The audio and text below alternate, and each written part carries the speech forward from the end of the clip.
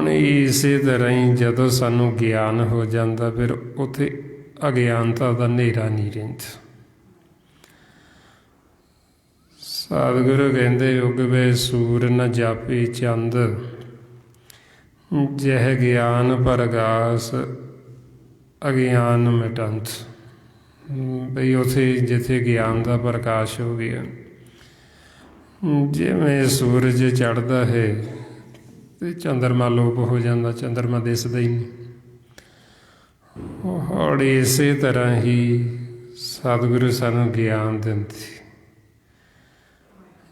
ਸਤਿਗੁਰੂ ਅੱਜ ਵੀ ਸਾਡੇ ਜਿਹੜੇ ਮਨ ਇਹ ਬੰਦੀ ਖਾਨੇ ਦੇ ਵਿੱਚ ਅਗਿਆਨਤਾ ਦੇ ਹਨੇਰੇ ਵਿੱਚ ਬੰਦ ਨੇ, ਸਾਡੇ ਮਨਾਂ ਨੂੰ ਇਹਨਾਂ ਬੰਦੀ ਖਾਨਿਆਂ ਦੇ ਵਿੱਚੋਂ ਯਾਦ ਕਰਾਉਂਦੀ। ਮਹਾਰਾਜ ਇਸ ਲਈ ਫਿਰ ਜਿਵੇਂ 6ਵੇਂ ਪਾਤਸ਼ਾਹ ਨੇ ਬੰਦੀ ਖਾਨੇ 'ਚ ਉਹਨਾਂ ਰਾਜਿਆਂ ਨੂੰ ਰਿਹਾ ਕਰਾਇਆ, ਔਰ ਇਸੇ ਤਰ੍ਹਾਂ ਹੀ ਸਤਿਗੁਰੂ ਸਾਡੇ ਮਨਾਂ ਨੂੰ ਬੰਦੀ ਖਾਨੇ 'ਚੋਂ ਰਿਹਾ ਕਰਾਉਂਦੇ।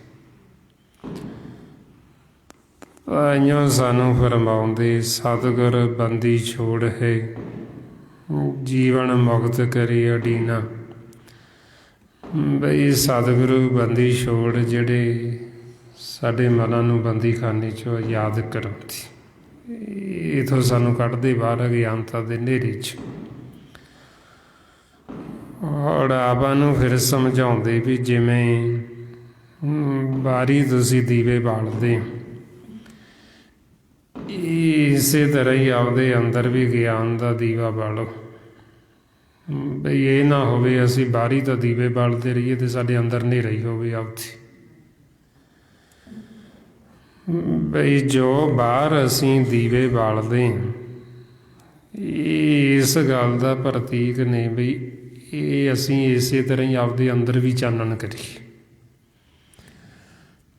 ਉਹ ਫਿਰ ਆਪਾਂ ਨੂੰ ਸਤਿਗੁਰੂ ਸਮਝਾਉਂਦੇ ਬਈ ਇਹ ਦੀਵਾ ਬਾਲਣ ਵਾਸਤੇ ਅੰਦਰ ਆਪ ਸਤ ਸੰਗਤ ਦੇ ਵਿੱਚ ਆਉਂਦੇ। ਜਿਵੇਂ ਗੁਰੂ ਘਰ ਆਉਂਦੇ ਜੀਵ ਸੰਗਤਾਂ ਆਉਂਦੀਆਂ, ਦੀਵੇ ਬਾਲ ਕੇ ਜਾਂਦੀਆਂ। ਔਰ ਬਾਰੀ ਤਾਂ ਅਸੀਂ ਦੀਵੇ ਜਗਾ ਦਿੱਤੇ,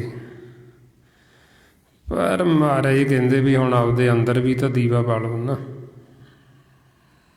ਬਈ ਜੋ ਸਾਨੂੰ ਸਤਿਗੁਰੂ ਕਹਿ ਰਹੇ, ਇਹ ਇਹਨਾਂ ਦੇ ਵਚਨ ਵੀ ਸੁਣੋ ਵੀ ਸਾਨੂੰ ਕੀ ਸਮਝਾ ਰਹੇ ਨੇ, ਕੀ ਸਾਨੂੰ ਉਪਦੇਸ਼ ਦੇ ਰਹੇ। ਫਿਰ ਆਪਾਂ ਨੂੰ ਉਪਦੇਸ਼ ਦਿੰਦੇ ਸਮਝਾਉਂਦੇ ਬਈ ਜਦੋਂ ਸਾਡੇ 'ਤੇ ਮਾਲਕ ਦੀ ਕਿਰਪਾ ਹੁੰਦੀ ਹੈ, ਸਾਨੂੰ ਇਹ ਸਤ ਸੰਗਤ ਮਿਲਦੀ, ਸਾਨੂੰ ਸੰਗ ਹੁੰਦਾ ਉਹਨਾਂ ਸੰਤਾਂ ਦਾ, ਸਾਧੂਆਂ ਦਾ, ਜਿਹੜੇ ਇਸ ਮਾਰਗ 'ਤੇ ਚੱਲੇ, ਜਿਨ੍ਹਾਂ ਦੇ ਅੰਦਰ ਆਪਦੇ ਉਹ ਬ੍ਰਹਮ ਜੋਤ ਦਾ ਪ੍ਰਕਾਸ਼ ਹੈ, ਜਿਨ੍ਹਾਂ ਦੇ ਅੰਦਰ ਆਪਦੇ ਦੀਪਕ ਜਲਦਾ।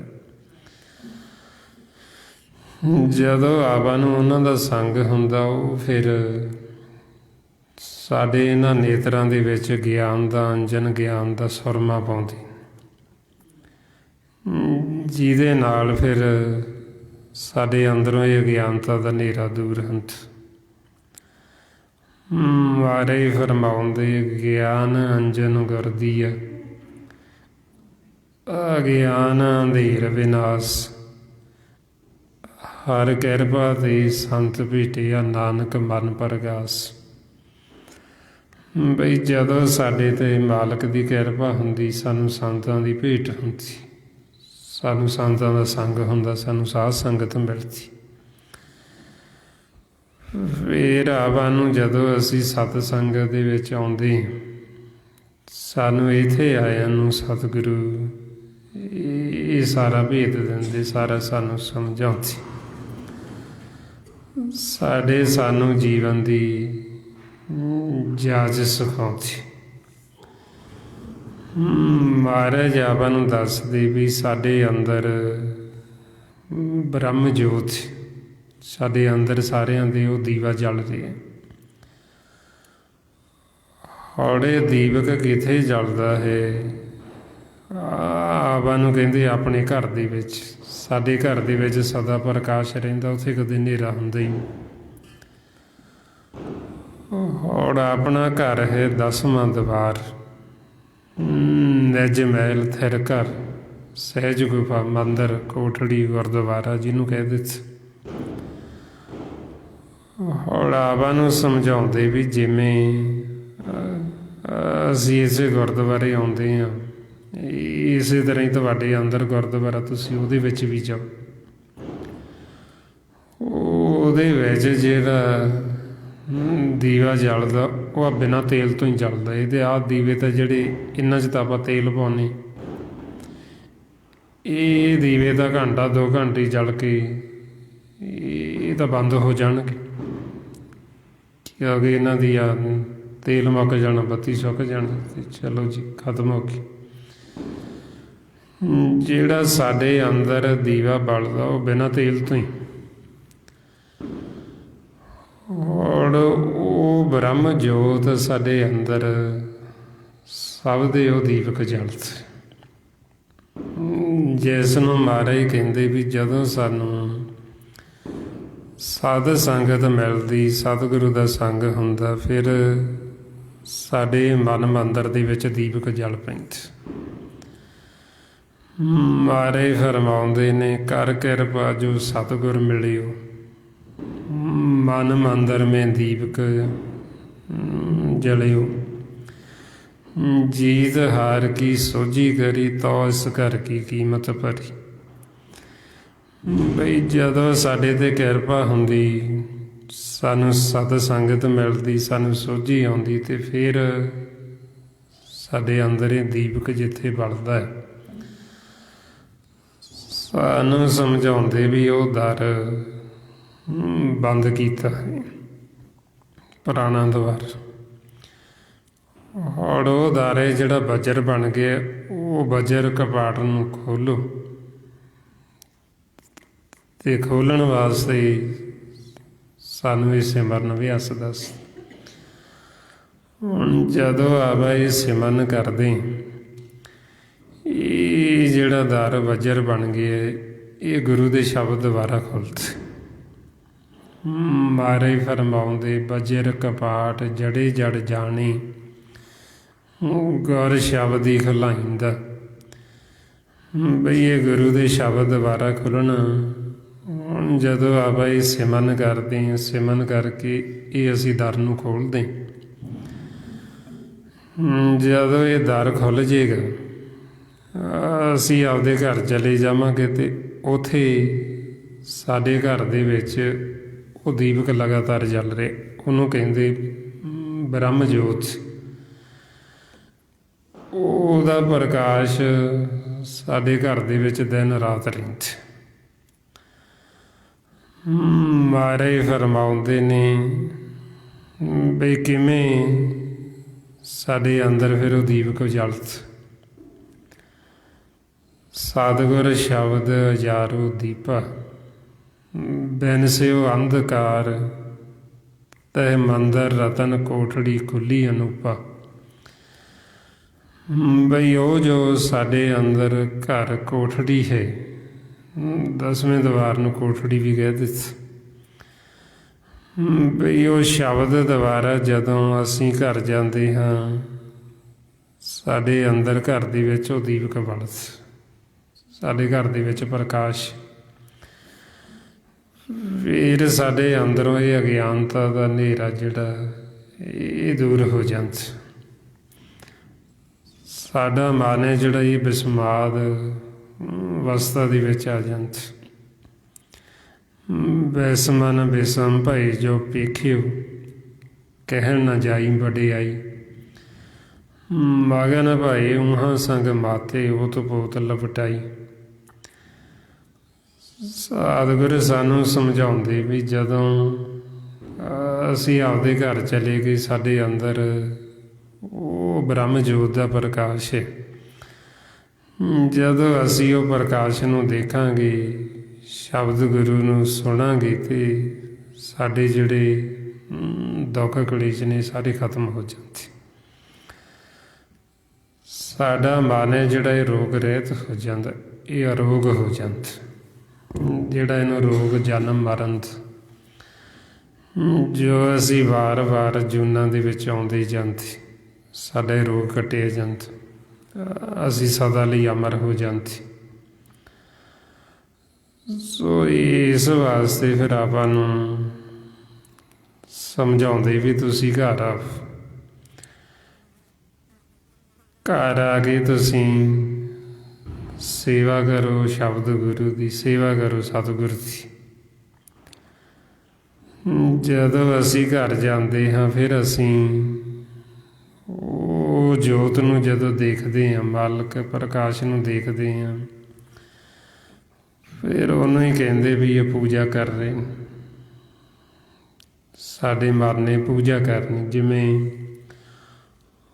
ਹੁਣ ਜੀਵ ਕਹਿੰਦੇ ਵੀ ਇਹ ਦੀਵਾਲੀ ਲక్ష్ਮੀ ਪੂਜਾ ਹੈ ਜੀ, ਲక్ష్ਮੀ ਕਹਿੰਦੇ ਮਾਇਆ ਨੂੰ, ਮਾਇਆ ਦੀ ਪੂਜਾ, ਦੂਜੇ ਦੀ ਪੂਜਾ।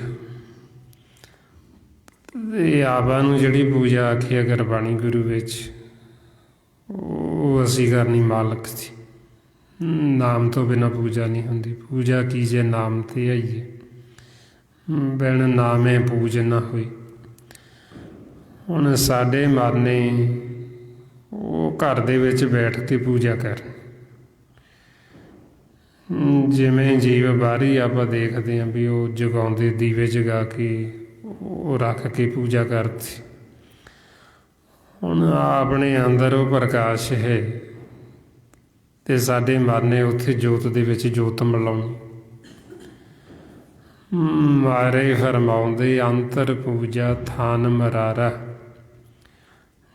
ਜੋਤੀ ਜੋਤ ਮਿਲਾਵਣ ਹਰ।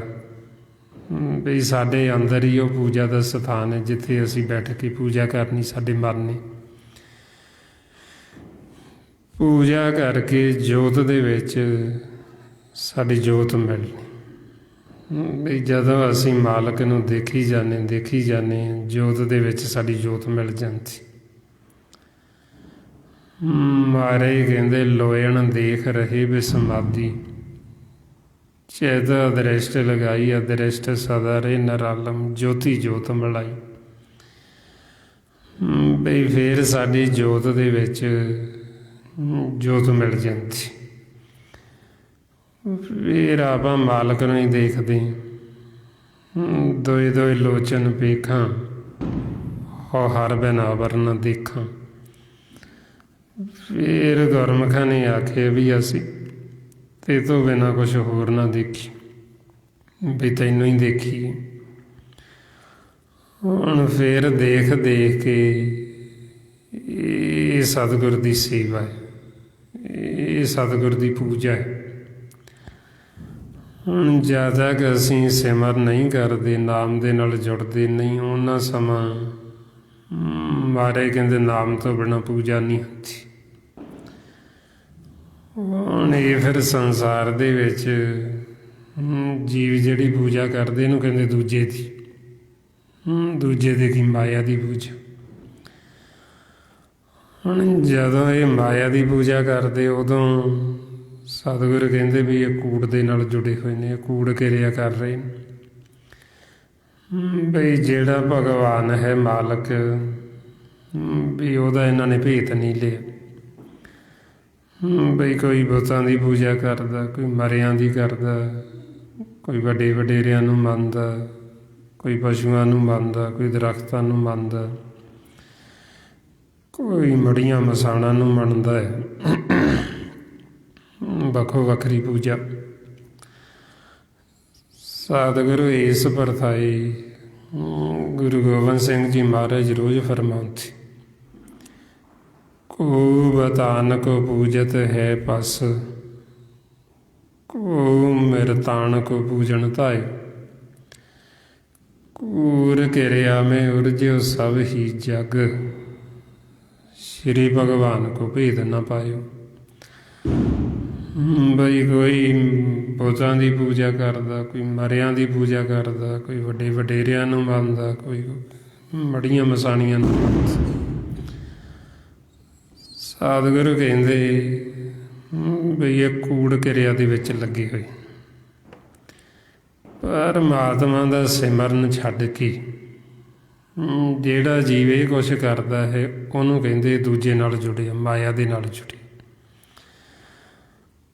ਉਹਨੂੰ ਕਹਿੰਦੇ ਡੁੱਬ ਜੇਗਾ ਭਵ ਸਾਗਰ ਦੇ ਵਿੱਚ, ਕਿਉਂਕਿ ਬਾਹਰੀ ਤਾਂ ਦੀਵੇ ਜਗਾਉਂਦਾ ਹੈ ਪਰ ਇਹਦੇ ਅੰਦਰ ਅਗਿਆਨਤਾ ਦਾ ਹਨੇਰਾ। ਮਹਾਰਾਜ ਇਸ ਲਈ ਫਿਰ ਕਹਿੰਦੇ ਖਸਮ ਛੋੜ ਦੂਜੇ ਲੱਗੇ, ਡੂਬੇ ਸੇ ਬਣ ਜਾ ਰਹੇ।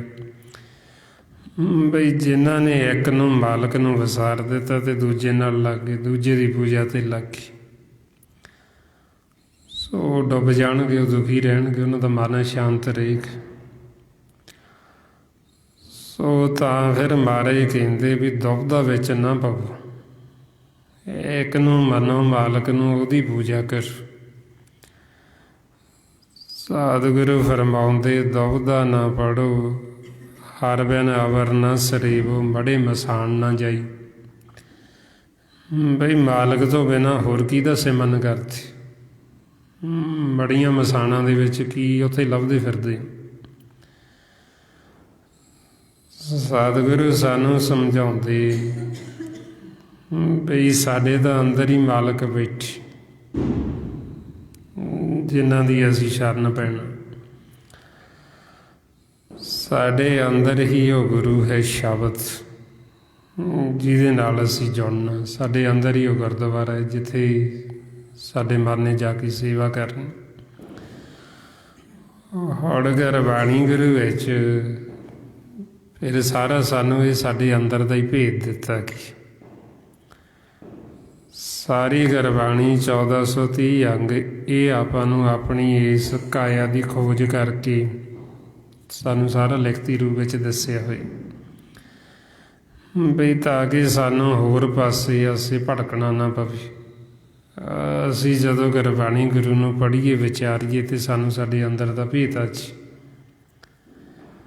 ਮਹਾਰਾਜ ਇਸ ਲਈ ਫਰਮਾਉਂਦੇ ਗੁਰਮੁਖ ਹੋਵੇ ਸੋ ਕਾਇਆ ਖੋਜੇ, ਹੋਰ ਸਭ ਭਰਮ ਭਲਾਈ। ਬਈ ਜਿਹੜਾ ਗੁਰਮੁਖ ਉਹ ਇਸ ਕਾਇਆ ਦੀ ਖੋਜ ਕਰਦਾ, ਅੰਦਰ ਦੀ ਖੋਜ ਕਰਦਾ, ਉਹ ਅੰਦਰੋਂ ਉਹ ਦੀਪਕ ਨੂੰ ਬਾਲਦਾ। ਔਰ ਜਿਵੇਂ ਫਿਰ ਆਪਾਂ ਦੇਖਦੇ ਹਾਂ ਬਾਹਰੀ ਤੌਰ 'ਤੇ ਵੀ ਬਈ ਇੱਕ ਦੀਵਾ ਬਲਦਾ ਹੋਵੇ ਤੇ ਉਹ ਤੋਂ ਗਾਂਹ ਅੱਗੇ ਦੀ ਅੱਗੇ ਜਿੰਨੇ ਮਰਜ਼ੀ ਜਗਾ ਲਓ, ਜੇ ਸਾਰੇ ਹੀ ਬੁਝੇ ਨੇ ਤੇ ਬੁਝੇ ਤੋਂ ਅੱਗੇ ਤਾਂ ਜਗ ਨਹੀਂ ਸਕਦਾ ਕੋਈ। ਹੁਣ ਇਸੇ ਤਰ੍ਹਾਂ ਹੀ ਜਿਹੜੇ ਗੁਰਮੁਖ ਸੰਤ ਸਾਧੂ ਜਨ ਗੁਰਸਿੱਖ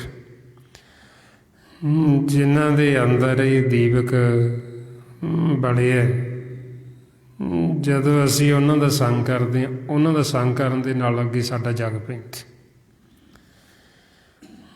ਗਾਂ ਦੀ ਗਾਂ ਫਿਰ ਦੀਵੇ ਤੋਂ ਅੱਗੇ ਦੀਵਾ ਬਲਦਾ ਜਾਂਦਾ, ਅੱਗੇ ਦੀ ਅੱਗੇ ਜਿਉਂ-ਜਿਉਂ ਅਸੀਂ ਸੰਗ ਕਰੀ ਜਾਂਦੇ ਉਹਨਾਂ ਗੁਰਮੁਖਾਂ ਦਾ, ਸੰਤਾਂ ਸਾਧੂਆਂ 'ਚ। ਜੇ ਹੁਣ ਸਾਨੂੰ ਕੋਈ ਵਲਿਆ ਹੋਇਆ ਮਿਲੇ ਹੀ ਨਾ ਤੇ ਅਸੀਂ ਤਾਂ ਬੁਝੇ ਹੋਏ ਹੈਗੇ ਹੀ ਹਾਂ, ਤੇ ਬੁਝੇ ਹੋਏ ਨੇ ਅੱਗੇ ਕੀ ਜਗਾਉਣਾ। ਸੋ ਤਾਂ ਫਿਰ ਆਪਾਂ ਨੂੰ ਸਤਿਗੁਰੂ ਸਮਝਾਉਂਦੇ ਬਈ ਤੁਸੀਂ ਆਪਣੇ ਅੰਦਰ ਉਹ ਗਿਆਨ ਦਾ ਪ੍ਰਕਾਸ਼ ਕਰੋ, ਚਾਨਣ ਕਰੋ, ਵੀ ਤਾਂ ਕਿ ਸਾਡੇ ਅੰਦਰੋਂ ਪਹਿਲਾਂ ਗਿਆਨਤਾ ਦਾ ਹਨੇਰਾ ਤਾਂ ਦੂਰ ਹੋਵੇ। ਉਹਦੇ ਵਾਸਤੇ ਫਿਰ ਆਪਾਂ ਇਹ ਸਤਿਗੁਰਾਂ ਦੀ ਹਜ਼ੂਰੀ ਵਿੱਚ ਆਉਂਦੇ, ਸਤ ਸੰਗਤ ਦੇ ਵਿੱਚ ਆਉਂਦੇ, ਬਈ ਤਾਂ ਕਿ ਸਾਨੂੰ ਗੁਰੂ ਦੀ ਮੱਤ ਆ ਜੀ, ਸਾਡੀ ਆਪਣੀ ਮੱਤ ਖਤਮ ਹੋ ਜੀ, ਗੁਰੂ ਦੀ ਮੱਤ ਲੈ ਕੇ ਅਸੀਂ ਆਪਦੇ ਘਰ ਚਲੇ ਜਾਈਏ, ਸਾਡਾ ਮਾਲਕ ਨਾਲ ਮਿਲਾਪ ਹੋ ਜੇ, ਅਸੀਂ ਆਪਦਾ ਜਨਮ ਮਰਨ ਖੰਡਨ ਕਰ ਲਈਏ। ਕਿਉਂਕਿ ਜਦ ਤੱਕ ਅਸੀਂ ਗੁਰੂ ਦੀ ਮੱਤ ਨਹੀਂ ਲਵਾਂਗੇ, ਸਾਨੂੰ ਆਪਦੇ ਆਪ ਇਹ ਭੇਤ ਨਹੀਂ ਆ ਸਕਦਾ ਸਾਡੇ ਅੰਦਰ। ਗੁਰਬਾਣੀ ਗੁਰੂ ਵਿੱਚ ਸਾਨੂੰ ਸ਼ਬਦਾਂ ਦੇ ਸਾਰਾ ਭੇਤ ਤਾਂ ਦਿੱਤਾ ਗਿਆ, ਪਰ ਇਸ ਨੂੰ ਬੁੱਝਦਾ ਕੋਈ ਵਿਰਲਾ ਹੀ। ਮਾਰੇ ਫਰਮਾਉਂਦੇ ਸ਼ਬਦਾਂ ਮਾਹੇ ਵਖਾਣੀਏ, ਵਿਰਲਾ ਤਾਂ ਬੁੱਝੇ ਕੋਈ। ਬਈ ਸ਼ਬਦਾਂ ਦੇ ਵਿੱਚ ਵਿਖਿਆਨ ਤਾਂ ਸਾਰਾ ਕੀਤਾ ਕਿ ਦੱਸਿਆ ਤਾਂ ਸਾਰਾ ਕੁਛ ਗਿਆ, ਪਰ ਹੁਣ ਇਸ ਨੂੰ ਬੁੱਝਦਾ ਕੋਈ ਵਿਰਲਾ। ਨਹੀਂ ਤਾਂ ਆਮ ਜੀਵ ਆਪ ਕਰਮ ਦੇ ਨਾਲ ਜੁੜਿਆ ਹੋਣ ਕਰਕੇ ਉਹ ਗੁਰਬਾਣੀ ਨੂੰ ਵੀ ਕਰਮ ਨਾਲ ਜੋੜ ਲੈਂਦੇ। ਜਦੋਂ ਅਸੀਂ ਗੁਰਬਾਣੀ ਗੁਰੂ ਨੂੰ ਕਰਮ ਦੇ ਨਾਲ ਜੋੜ ਲਾਂਗੇ, ਸਾਡਾ ਇਹ ਕਰਮ ਬਣ ਜਾਏਗਾ। ਪੜ੍ਹਨਾ ਗਾਉਣਾ ਸੰਸਾਰ ਕੀ ਕਾਰ। ਬਈ ਜਿਵੇਂ ਅਸੀਂ ਸੰਸਾਰ ਦਾ ਕਰਮ ਕਰਦੇ, ਇਸੇ ਤਰ੍ਹਾਂ ਅਸੀਂ ਇਹਨੂੰ ਬਣਾ ਲਾਂਗੇ ਵੀ ਕਰਮ ਇਹ 'ਚ ਕਰਨਾ ਹੈ। ਪਰ ਸਾਨੂੰ ਕੀ ਉਪਦੇਸ਼ ਕਰ ਰਹੇ, ਕੀ ਸਮਝਾ ਰਹੇ, ਉਹਦੀ ਸਾਨੂੰ ਸਮਝ ਨਹੀਂ ਆਏਗੀ। ਜਿਵੇਂ ਹੁਣ ਬੱਚਾ ਹੈ, ਜਦ ਤੱਕ ਸਕੂਲ 'ਚ ਨਾ ਜਾਵੇ ਉਹ ਪਾਸ ਨਹੀਂ ਹੋ ਸਕਦਾ, ਉਹਨੂੰ ਪੜ੍ਹਾਈ ਨਹੀਂ ਆ ਸਕਦੀ। ਹੁਣ ਇਸੇ ਤਰ੍ਹਾਂ ਹੀ ਇਹ ਸਤ ਸੰਗਤ ਸਤਿਗੁਰ ਦਾ ਸਕੂਲ ਹੈ। ਜਦ ਤੱਕ ਅਸੀਂ ਸਤਿਗੁਰਾਂ ਦੇ ਸਕੂਲ ਵਿੱਚ ਨਹੀਂ ਆਵਾਂਗੇ, ਉਹਨਾਂ ਸਮਾਂ ਅਸੀਂ ਪਾਸ ਨਹੀਂ ਹੋ ਸਕਦੇ। ਸਾਨੂੰ ਆਪਦੇ ਆਪ ਸੋਝੀ ਨਹੀਂ ਆ ਸਕਦੀ, ਸਾਨੂੰ ਗਿਆਨ ਨਹੀਂ ਹੋ ਸਕਦਾ। ਸੋ ਤਾਈਓ ਮਾਰੇ ਸਾਨੂੰ ਫਰਮਾਉਂਦੇ, ਸਤ ਸੰਗਤ ਸਤਿਗੁਰ ਚਟਸਾਲ ਹੈ। ਵੀ ਇਹ ਜੋ ਸਤ ਸੰਗਤ ਸਤਿਗੁਰ ਕਹਿੰਦੇ ਮੇਰਾ ਸਕੂਲ ਹੈ, ਜਿੱਥੇ ਆ ਕੇ ਇੱਕ ਸਿੱਖ ਨੇ ਇਹ ਸਾਰੀ ਸਿੱਖਿਆ ਲੈਣੀ, ਇਹ ਅੰਦਰ ਦਾ ਭੇਦ ਲੈਣਾ, ਇਹ ਸੋਝੀ ਲੈਣੀ। ਬਈ ਤਾਂ ਕਿ ਸਾਡੇ ਮਨਾਂ ਨੂੰ ਸ਼ਾਂਤੀ ਆਵੇ, ਸਾਡੇ ਮਨਾਂ ਨੂੰ ਸੁੱਖ ਮਿਲੇ, ਤਾਂ ਕਿ ਸਾਡੇ ਅੰਦਰ ਵੀ ਪ੍ਰਕਾਸ਼ ਹੋ ਜੇ, ਸਾਡੇ ਅੰਦਰ ਵੀ ਚਾਨਣ ਹੋ ਜੇ। ਅਗਿਆਨਤਾ ਵਸ ਹੋ ਕੇ ਅਸੀਂ ਇੱਕ ਦੂਸਰੇ ਨਾਲ ਵੈਰ ਵਿਰੋਧ, ਲੜਾਈਆਂ ਝਗੜੇ ਨਾ ਕੀਤੀ ਜਾਈਏ, ਅਸੀਂ ਈਰਖਾ ਨਫ਼ਰਤ ਨਾ ਕੀਤੀ ਜਾਈਏ, ਅਗਿਆਨਤਾ ਵਸ ਹੋ ਕੇ। ਹੁਣ ਜਦੋਂ ਫਿਰ ਸਾਨੂੰ ਇਹ ਗਿਆਨ ਦਾ ਪ੍ਰਕਾਸ਼ ਸਤਿਗੁਰੂ ਕਰਦੇ, ਫਿਰ ਸਾਡਾ ਮਨ ਇਹ ਵੈਰ ਵਿਰੋਧ ਤੋਂ ਉੱਪਰ ਉੱਠ ਜਾਂਦਾ। ਸਾਡਾ ਮਨ ਈਰਖਾ ਨਫ਼ਰਤ ਤੋਂ, ਨਿੰਦਿਆ ਚੁਗਲੀ ਤੋਂ ਬਹੁਤ ਉੱਪਰ ਚਲਾ ਜਾਂਦਾ। ਫਿਰ ਇਹਨਾਂ ਚੀਜ਼ਾਂ 'ਚ ਨਹੀਂ ਪੈਂਦਾ। ਇਹ ਜੀਵ ਉਦੋਂ ਕਰਦਾ ਜਦੋਂ ਉਹਦੇ ਕੋਲ ਗਿਆਨ ਦਾ ਪ੍ਰਕਾਸ਼ ਨਹੀਂ। ਅਗਿਆਨਤਾ ਦੇ ਵਿੱਚ, ਹਨੇਰੇ ਵਿੱਚ ਇਹ ਚੀਜ਼ਾਂ ਕਰਦਾ। ਸੋ ਇਸ ਵਾਸਤੇ ਫਿਰ ਆਪਾਂ ਨੂੰ ਕਹਿੰਦੇ ਵੀ ਤੁਸੀਂ ਹਨੇਰੇ 'ਚ ਨਾ ਰਹੋ, ਅਗਿਆਨਤਾ ਦੇ ਵਿੱਚ ਸੁੱਤੇ ਨਾ ਰਹੋ, ਭਰਮ ਦੇ ਵਿੱਚ। ਤੁਸੀਂ ਗਿਆਨ ਦਾ ਪ੍ਰਕਾਸ਼ ਲਵੋ ਤਾਂ ਕਿ ਸਾਡੇ ਮਨ ਦਾ ਦਿਨ ਚੜ੍ਹੇ ਅਤੇ ਸਾਡਾ ਮਨ ਜਾਗੇ। ਜਿਵੇਂ ਹੁਣ ਆਪਾਂ ਕਹਿੰਦੇ ਹਾਂ ਵੀ ਰਾਤ ਗੁਜ਼ਰ ਗਈ, ਦਿਨ ਚੜ੍ਹ ਗਿਆ, ਉੱਠੋ ਸਵੇਰਾ ਹੋ ਗਿਆ। ਹੁਣ ਸਾਡੇ ਮਨ ਦਾ ਸਵੇਰਾ ਕਦੋਂ ਹੁੰਦਾ? ਜਦੋਂ ਸਾਨੂੰ ਫਿਰ ਇਹ ਪ੍ਰਕਾਸ਼ ਹੋ ਜਾਂਦਾ, ਉਦੋਂ ਸਾਡੇ ਮਨ ਦਾ ਸਵੇਰਾ, ਸਾਡਾ ਮਨ ਜਾਗ ਪੈਂਦਾ। ਜਦੋਂ ਜਾਗਾਂਗੇ ਫਿਰ ਹੀ ਸਵੇਰਾ। ਜਦ ਤੱਕ ਸੁੱਤੇ ਹਾਂ ਉਹਨਾਂ ਸਮਾਂ ਹਨੇਰਾ ਕੀ ਅੰਤ। ਸੋ ਇਹੋ ਹਨੇਰਾ ਸੀ ਫਿਰ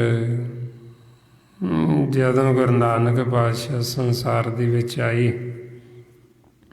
ਪਹਿਲਾਂ ਜੀਵ ਅਗਿਆਨਤਾ ਦੇ ਵਿੱਚ ਸੁੱਤੇ ਪਏ ਸੀ, ਭਰਮ ਦੇ ਵਿੱਚ।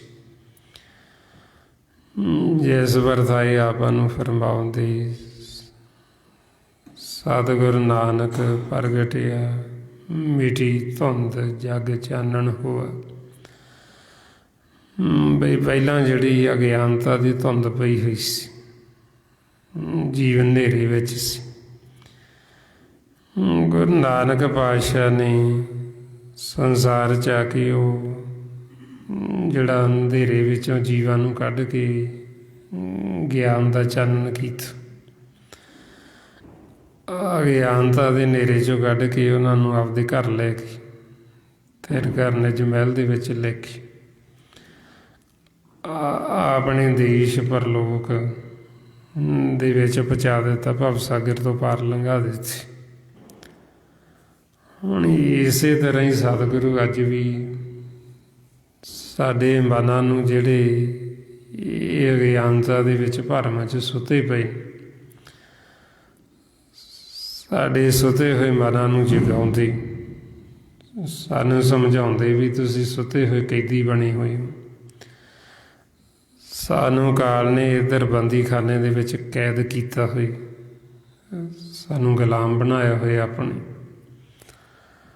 ਹੁਣ ਆਪਾਂ ਨੂੰ ਫਿਰ ਇਹ ਬੰਦੀਖਾਨੇ 'ਚੋਂ ਰਿਹਾ ਕਰਾਉਂਦੇ, ਸਾਨੂੰ ਯਾਦ ਕਰਾਉਂਦੇ ਬਈ ਤੁਸੀਂ ਭਰਮ ਦੇ ਵਿੱਚ, ਅਗਿਆਨਤਾ ਦੇ ਵਿੱਚ, ਇਹ ਬੰਦੀਖਾਨੇ ਦੇ ਵਿੱਚ ਸੁੱਤੇ ਨਾ ਰਹੋ, ਇਹਦੇ 'ਚੋਂ ਬਾਹਰ ਨਿਕਲੋ, ਜਾਗੋ ਤੁਸੀਂ।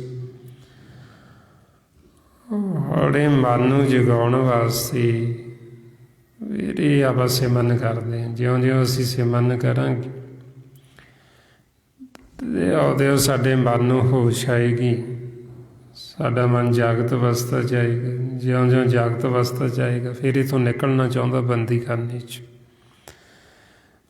ਫਿਰ ਇੱਥੋਂ ਯਾਦ ਹੋਣ ਵਾਸਤੇ ਬੇਨਤੀਆਂ ਕਰੇਗਾ ਵੀ ਮੈਨੂੰ ਇੱਥੋਂ ਕੱਢੋ। ਫਿਰ ਸਤਿਗੁਰੂ ਸਾਨੂੰ ਇੱਥੋਂ ਕੱਢ ਲੈਣਗੇ। ਜਦੋਂ ਅਸੀਂ ਇੱਥੋਂ ਨਿਕਲਣ ਵਾਸਤੇ ਆਪ ਰਾਜੀ ਹੋਵਾਂਗੇ, ਤਿਆਰ ਹੋਵਾਂਗੇ, ਜਦ ਤੱਕ ਸਾਡੇ ਅੰਦਰ ਹਨੇਰਾ ਅਗਿਆਨਤਾ ਦਾ, ਉਹਨਾਂ ਸਮਾਂ ਅਸੀਂ ਇੱਥੋਂ ਖੁਦ ਹੀ ਰਿਹਾ ਹੋਣਾ ਨਹੀਂ ਚਾਹੁੰਦੇ। ਜੀਵ ਇੱਥੋਂ ਮੁਕਤ ਹੋਣਾ ਨਹੀਂ ਚਾਹੁੰਦਾ, ਬੰਦੀਖਾਨੇ 'ਚੋਂ ਨਿਕਲਣਾ ਨਹੀਂ ਚਾਹੁੰਦਾ। ਆਪ ਹੀ ਉਹ ਆਪ ਹੀ ਇੱਥੇ ਵਾਰ-ਵਾਰ ਆਉਣਾ ਚਾਹੁੰਦਾ। ਸੋ ਇਸ ਵਾਸਤੇ ਮਹਾਰਾਜ ਕਹਿੰਦੇ ਕਿਸੇ ਹੋਰ ਨੇ ਨਹੀਂ, ਸਾਡੇ ਮਨ ਨੇ ਆਪ ਹੀ ਆਪਦਾ ਕਾਰਜ ਵਿਗਾੜਿਆ ਹੋਇਆ। ਜਾਨ ਬੁੱਝ ਕੇ ਬਾਵਰੇ ਤੇ ਕਾਜ ਵਿਗਾਰੇ। ਸਤਿਗੁਰੂ ਕਹਿੰਦੇ ਵੀ ਕਿਸੇ ਹੋਰ ਨੇ ਨਹੀਂ, ਇਹ ਮਨ ਨੇ ਜਾਣ ਬੁੱਝ ਕੇ ਬਈ ਇੱਥੇ ਇੰਨਾ ਆਦੀ ਹੋ ਗਿਆ ਜੀ ਬੰਦੀਖਾਨੇ ਵਿੱਚ ਰਹਿਣ ਦਾ, ਇੱਥੋਂ ਯਾਦ ਹੋਣਾ ਹੀ ਨਹੀਂ ਚਾਹੁੰਦਾ, ਇੱਥੋਂ ਨਿਕਲਣਾ ਹੀ ਨਹੀਂ ਚਾਹੁੰਦਾ। ਹੁਣ ਇਸ ਵਾਸਤੇ ਇਹਨੂੰ ਪਹਿਲਾਂ ਗਿਆਨ ਦਿੱਤਾ ਜਾਂਦਾ ਵੀ ਇੱਥੋਂ ਨਿਕਲਣ ਵਾਸਤੇ ਰਾਜੀ ਹੋਵੇ, ਵੀ ਇਹ ਚਾਹਵੇ ਵੀ ਮੈਂ ਇੱਥੋਂ ਨਿਕਲਣਾ ਚਾਹੁੰਦਾ। ਜਦ ਤੱਕ ਹੁਣ ਅਸੀਂ ਖੁਦ ਨਹੀਂ ਰਾਜੀ ਹੁੰਦੇ ਇੱਥੋਂ ਨਿਕਲਣ ਵਾਸਤੇ, ਸਾਨੂੰ ਇੱਥੋਂ ਕੋਈ ਕੱਢ ਨਹੀਂ ਸਕਦਾ। ਜਿਵੇਂ ਕੋਈ ਜੀਵ ਕੈਦੀ ਹੋਵੇ ਜੇਲ੍ਹ ਦੇ ਵਿੱਚ, ਉਹਨੂੰ ਸਜ਼ਾ ਹੋਈ ਹੋਵੇ, ਹੁਣ ਜਦ ਤੱਕ ਉਹ ਖੁਦ ਨਹੀਂ ਉੱਥੋਂ ਨਿਕਲਣਾ ਚਾਹੁੰਦਾ, ਯਾਦ ਹੋਣਾ ਚਾਹੁੰਦਾ, ਤੇ ਕੋਈ ਹੋਰ ਜਿੰਨਾ ਮਰਜ਼ੀ ਕਹੀ ਜਾਵੇ ਉਹਨੂੰ ਵੀ ਬਾਹਰ ਨਿਕਲੋ, ਉਹ ਜੇ ਆਖੇ ਵੀ ਮੈਂ ਇੱਥੋਂ ਨਿਕਲਣਾ ਹੀ ਨਹੀਂ, ਮੈਂ ਇੱਥੋਂ ਬਾਹਰ ਜਾ ਕੇ ਲੈਣਾ ਕੀ ਹੈ, ਮੈਂ ਇੱਥੇ ਹੀ ਠੀਕ। ਹੁਣ ਜੇ ਉਹ ਆਪ ਹੀ ਉੱਥੇ ਰਹਿਣਾ ਚਾਹੁੰਦਾ ਹੈ, ਉਹ ਉੱਥੋਂ ਯਾਦ ਨਹੀਂ ਹੋਣਾ ਚਾਹੁੰਦਾ, ਤੇ ਉੱਥੋਂ ਹੁਣ ਉਹਨੂੰ ਕੱਢੇ ਕੌਣ? ਹੁਣ ਇਸੇ ਤਰ੍ਹਾਂ ਹੀ ਇਹ ਮਨ ਹੈ, ਜਦੋਂ ਇਹ ਅਗਿਆਨਤਾ ਵਸ ਹੁੰਦਾ, ਸਾਡੇ ਅੰਦਰ ਹਨੇਰਾ ਹੁੰਦਾ, ਉਦੋਂ ਇੱਥੋਂ ਯਾਦ ਹੋਣਾ ਨਹੀਂ ਚਾਹੁੰਦਾ, ਇੱਥੋਂ ਨਿਕਲਣਾ ਨਹੀਂ ਚਾਹੁੰਦਾ। ਇਹ ਸਾਰਾ ਜਿੰਨਾ ਵੀ ਉਦਮ ਕਰਦਾ, ਸਾਰਾ ਕੁਛ ਇਹ ਬੰਦੀਖਾਨੇ ਦੇ ਵਿੱਚ ਰਹਿਣ ਵਾਸਤੇ ਹੀ ਕਰਦਾ, ਇੱਥੇ ਫਸਣ ਵਾਸਤੇ ਹੀ ਕਰਦਾ, ਇੱਥੋਂ ਨਿਕਲਣ ਵਾਸਤੇ ਨਹੀਂ। ਬਈ ਜਿੰਨੀਆਂ ਵੀ ਇਹ ਸੰਸਾਰ ਦੀਆਂ ਸੁੱਖ ਸਹੂਲਤਾਂ ਇਕੱਠੀਆਂ ਕਰੀ ਜਾਂਦਾ, ਜੋ ਸਾਜੋ ਸਮਾਨ ਇਕੱਠਾ ਕਰੀ ਜਾਂਦਾ, ਇਸ ਤਰ੍ਹਾਂ ਕਰ ਰਹੇ ਵੀ ਮੈਂ ਕਿਹੜਾ ਇੱਥੋਂ ਜਾਣਾ, ਬਈ ਇੱਥੇ ਪੱਕੇ ਰਹਿਣ ਦਾ ਇੱਥੇ ਇੰਤਜ਼ਾਮ ਕਰੀ ਜਾਂਦਾ, ਵੀ ਤਾਂ ਕਿ ਮੈਂ ਇੱਥੋਂ ਜਾਣਾ ਨਹੀਂ ਹੈ, ਇੱਥੇ ਹੀ ਰਹਿਣਾ। ਉਹ ਫਿਰ ਤਾਂਹੀਓ ਇੱਥੇ ਵਾਪਸ ਫੇਰ ਆ ਜਾਂਦੇ ਮੁੜ ਕੇ। ਹੁਣ ਆਪਾਂ ਨੂੰ ਫਿਰ ਇਸ ਵਾਸਤੇ ਸਤਿਗੁਰੂ ਸੋਝੀ ਦਿੰਦੇ, ਸਾਡੇ ਅੰਦਰ ਇਹ ਗਿਆਨ ਦਾ ਦੀਵਾ ਬਾਲਦੇ, ਵੀ ਤਾਂ ਕਿ ਅਸੀਂ ਅਗਿਆਨਤਾ ਵਸ ਹੋ ਕੇ ਵੀ ਇੱਥੇ ਹੀ ਨਾ ਰਹੀਏ, ਅਸੀਂ ਇੱਥੋਂ ਨਿਕਲਣ ਦਾ ਯਤਨ ਕਰੀਏ, ਅਸੀਂ ਇੱਥੋਂ ਰਾਜੀ ਹੋਈਏ ਨਿਕਲਣ ਵਾਸਤੇ। ਅਸੀਂ ਬੇਨਤੀਆਂ ਜੋਦੜੀਆਂ ਕਰੀਏ ਸਤਿਗੁਰੂ ਨੂੰ ਵੀ ਸਾਨੂੰ ਇੱਥੋਂ ਕੱਢ ਲੈ। ਜਦੋਂ ਫਿਰ ਅਸੀਂ ਬੇਨਤੀ ਕਰਦੇ, ਜੋਦੜੀ ਕਰਦੇ, ਜਦੋਂ ਅਸੀਂ ਇੱਥੋਂ ਨਿਕਲਣ ਲਈ ਰਾਜੀ ਹੁੰਦੇ, ਫਿਰ ਸਾਨੂੰ ਗੁਰੂ ਇੱਥੋਂ ਬਾਂਹ ਫੜ ਕੇ ਬਾਹਰ ਕੱਢ ਲੈਂਦੇ। ਮਹਾਰਾਜ ਕਹਿੰਦੇ ਗੁਰ ਕਾਢਿਓ ਭੁਜਾ ਪਸਾਰ, ਮੋਹ ਕਾ ਪਾਰੀ ਹੈ, ਮੈਂ ਜੀਤਿਓ ਜਨਮ ਅਪਾਰ, ਬੌਰ ਨਾ ਹਾਰੀ ਹੈ। ਬਈ ਫਿਰ ਜਦੋਂ ਅਸੀਂ ਬੇਨਤੀ ਕਰਦੇ ਹਾਂ, ਗੁਰੂ ਸਾਨੂੰ ਇੱਥੋਂ ਬਾਂਹ ਤੋਂ ਫੜ ਕੇ ਬਾਹਰ ਕੱਢ ਲੈਂਦਾ ਬੰਦੀਖਾਨੇ 'ਚ, ਅਸੀਂ ਆਜ਼ਾਦ ਹੋ ਜਾਂਦੇ, ਉਹ ਸਾਨੂੰ ਚੌਥੇ ਪਾਸੇ ਲੈ ਜਾਂਦੇ। ਫਿਰ ਮਨ ਖੁਸ਼ੀ ਦੇ ਵਿੱਚ ਆ ਕੇ ਸਤਿਗੁਰ ਦੇ ਅੱਗੇ ਨੱਚਦਾ ਵੀ ਮੈਂ ਹੁਣ ਇਹ ਖੇਲ ਨੂੰ ਜਿੱਤ ਗਿਆ, ਹੁਣ ਮੈਂ ਹਾਰਾਂਗਾ ਨਹੀਂ। ਉਹ ਤਾਂ ਹੀ ਹੁੰਦਾ ਹੈ ਵੀ ਜਦੋਂ ਅਸੀਂ ਗੁਰੂ ਦੇ ਅੱਗੇ ਆਪਾਂ ਸਮਰਪਣ ਕਰਦੇ, ਵੀ ਹੁਣ ਸਾਡਾ ਮਨ ਹੈ ਜਿਹੜਾ ਇਹ ਅਗਿਆਨਤਾ ਦੇ ਖੂਹ ਦੇ ਵਿੱਚ ਇੱਥੇ ਡਿੱਗਾ ਹੈ, ਅਤੇ ਇਹਦੀ ਹਾਲਤ ਕੀ ਹੈ ਹੁਣ। ਇਹ ਸਾਡੇ ਅੱਗੇ ਤਾਂ ਅਗਨ ਦਾ ਕੁੰਡ ਹੈ, ਅਗਨ ਬਲਦੀ ਹੈ, ਜੇ ਅੱਗੇ ਨੂੰ ਪੈਰ ਪੁੱਟਦਾ ਤਾਂ ਇਹਨੂੰ ਅੱਗ ਸਾੜਦੀ ਹੈ। ਜੋ ਪਿੱਛੇ ਉਹ ਮੌਤ ਰੂਪੀ ਬਾਗ ਖੜਾ ਸ਼ੇਰ, ਜੇ ਪਿੱਛੇ ਨੂੰ ਮੁੜਦੇ ਹਾਂ ਤਾਂ ਉਹ ਬਾਗ ਮਾਰਦਾ। ਹੁਣ ਇਹਦੇ ਵਿੱਚੋਂ ਕਹਿੰਦੇ ਬਚਾਅ ਕਰੋ, ਵੀ ਆਪਦਾ ਬਚਾਅ ਕਿਵੇਂ ਕਰੋਗੇ। ਹੁਣ ਜੇ ਤਾਂ ਇੱਥੇ ਅਸੀਂ ਗੁਰੂ ਵਾਲੇ ਬਣੇ ਹਾਂ, ਸਾਨੂੰ ਗਿਆਨ ਹੈ, ਸੋਝੀ ਹੈ, ਅਸੀਂ ਇੱਥੇ ਆਪਾਂ ਸਮਰਪਣ ਕਰ ਦਿਆਂਗੇ ਗੁਰੂ ਦੇ ਅੱਗੇ। ਬਈ ਅਸੀਂ ਇੱਥੇ ਜੇ ਆਪਦੀ ਸਿਆਣਪ ਆਪਦੀ ਮੱਤ ਵਰਤੀ, ਜਾਂ ਤਾਂ ਸਾਨੂੰ ਅੱਗ ਸਾੜ ਦੇਗੀ ਜਾਂ ਸਾਨੂੰ ਬਾਗ ਮਾਰ ਦੇਗੀ। ਫਿਰ ਜਦੋਂ ਅਸੀਂ ਗੁਰੂ ਦੇ ਅੱਗੇ ਆਪਾਂ ਸਮਰਪਣ ਕਰ ਦਿਆਂਗੇ ਤਾਂ ਗੁਰੂ ਸਾਨੂੰ ਤੱਤੀ ਬਾਣੀ ਲੱਗਣ ਦਿੰਦੇ, ਇੱਥੋਂ ਕੱਢ ਲੈਂਦੇ।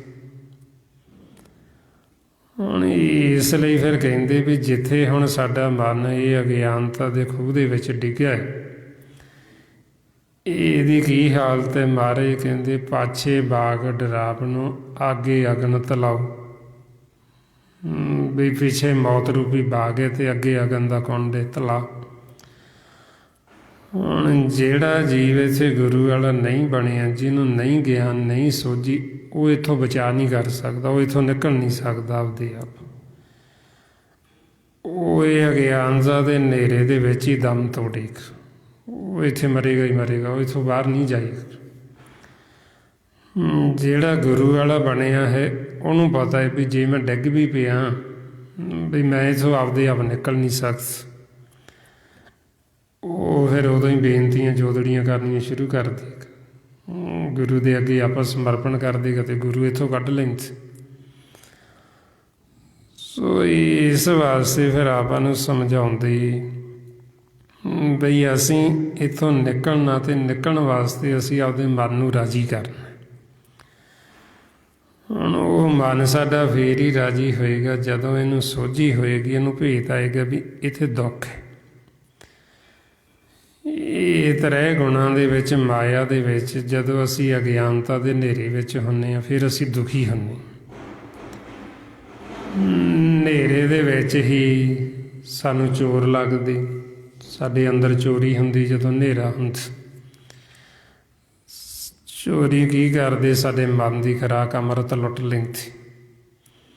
ਮਹਾਰਾਜ ਕਹਿੰਦੇ ਇਸ ਦੇਹੀ ਅੰਦਰ ਪੰਜ ਚੋਰ ਵਸੇ, ਕਾਮ ਕ੍ਰੋਧ ਲੋਭ ਮੋਹ ਹੰਕਾਰਾ, ਅੰਮ੍ਰਿਤ ਲੁੱਟੇ ਮਨਮੁਖ ਨਹੀਂ ਬੂਝੇ, ਕੋਈ ਨਾ ਸੁਣੇ ਪੁਕਾਰਾ।